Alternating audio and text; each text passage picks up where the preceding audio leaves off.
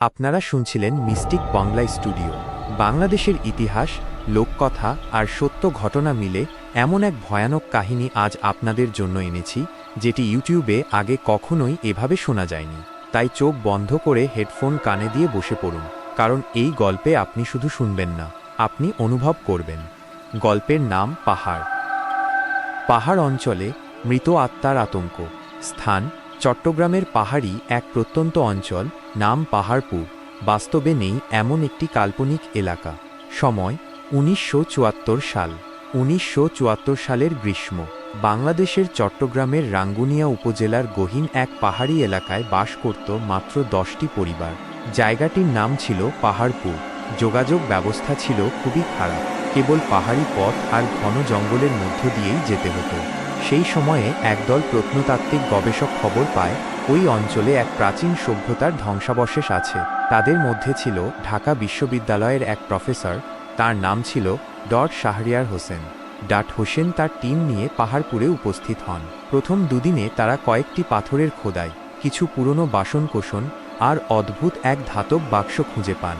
তবে তৃতীয় দিনেই শুরু হয় সমস্যা। রাতের বেলা তাঁবুর পাশ থেকে ভেসে আসে অদ্ভুত করুণ কান্নার শব্দ, যেন কেউ খুব কষ্টে কাঁদছে। আবার মাঝে মাঝে শোনা যায় হাসির আওয়াজ।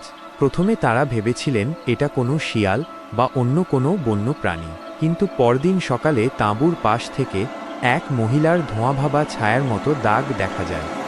হোসেন তার ডায়েরিতে লেখেন, আমার ঘাড়ে শ্বাসের মতো গরম কিছু লেগেছিল, আমি ঘুরে দাঁড়াতেই পিছনে কেউ ছিল না। হোসেন খুঁজে পান একটি রহস্যময় গুহা। সেই গুহার দেয়ালে খোদাই করা অক্ষরগুলো বাংলা নয়, কিন্তু বাংলার কাছাকাছি, যেন প্রাচীন কোনো ভাষা। তার টিমের এক সদস্য মেহেদি রাতে সেই গুহায় ঢুকে আর বের হয়নি। খুঁজে পাওয়া যায় শুধু তার জুতা আর একটি ক্যামেরা। ক্যামেরায় থাকা শেষ ছবিটি ছিল একটি মহিলার মুখ, সাদা চোখ, কালো চুল আর মুখ জুড়ে কাটা দাগ। গ্রামের মানুষ বলে ওই গুহার নিচে নাকি এক অভিশপ্ত রানীকে শেকল দিয়ে বেঁধে রাখা হয়েছে, যাকে কেউ জাগিয়ে তুললে তার জীবন আর ফিরে আসে না।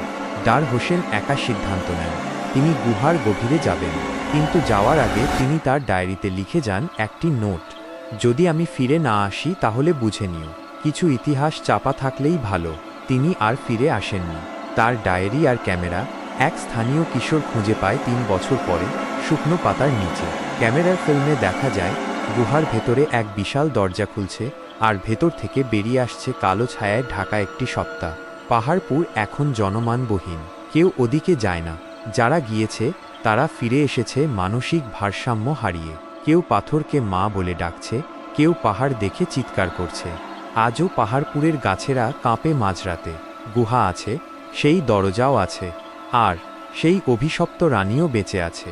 আপনারা শুনছিলেন মিস্টিক বাংলা স্টুডিওর বিশেষ উপস্থাপনা নিঃশব্দ উপত্যকার ছায়া।